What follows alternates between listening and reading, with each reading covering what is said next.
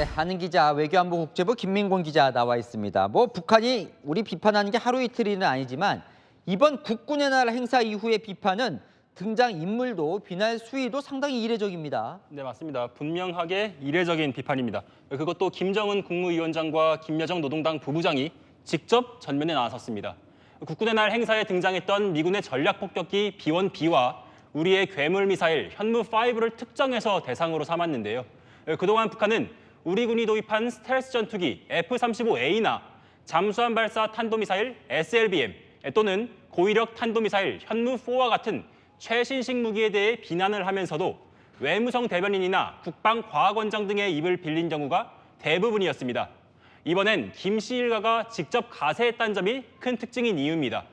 특히 김여정 부부장은 현무5에 대해서 잔뜩 몸집만 불린 기형이나 거대한 달구지로 표현을 했습니다.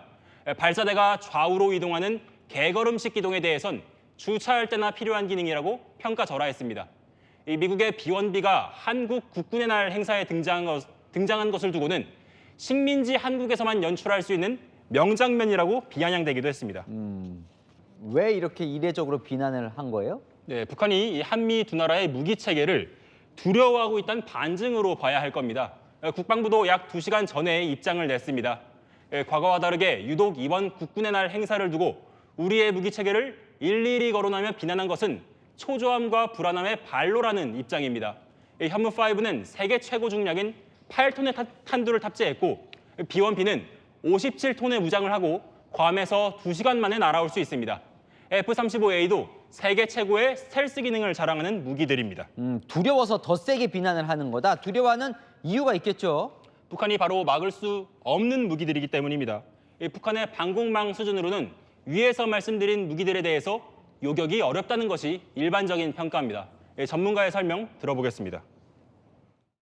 북한은 기본적으로 공격무기 위주로 그동안 쭉 개발해왔기 때문에 열악하다고 평가할 수가 있죠. 또 제대로 된 방어를 위해선 사전 감시 능력이 필수적입니다.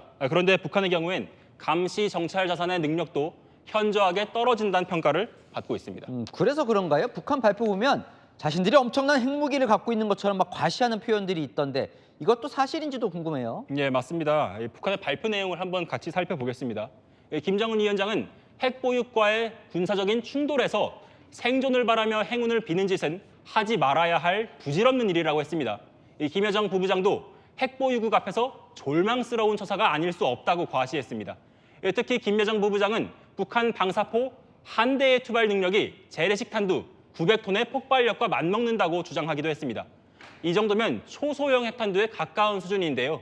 현무5의 폭발력은 11톤 정도로 알려져 있습니다. 자신들의 방사포 한 대 위력이 현무5 80발가량과 맞먹는다는 계산입니다. 우리 군은 논리적으로도 맞지 않는 일방적인 주장이라고 일축했습니다. 네, 잘 들었습니다. 하는 기자 김민곤 기자였습니다.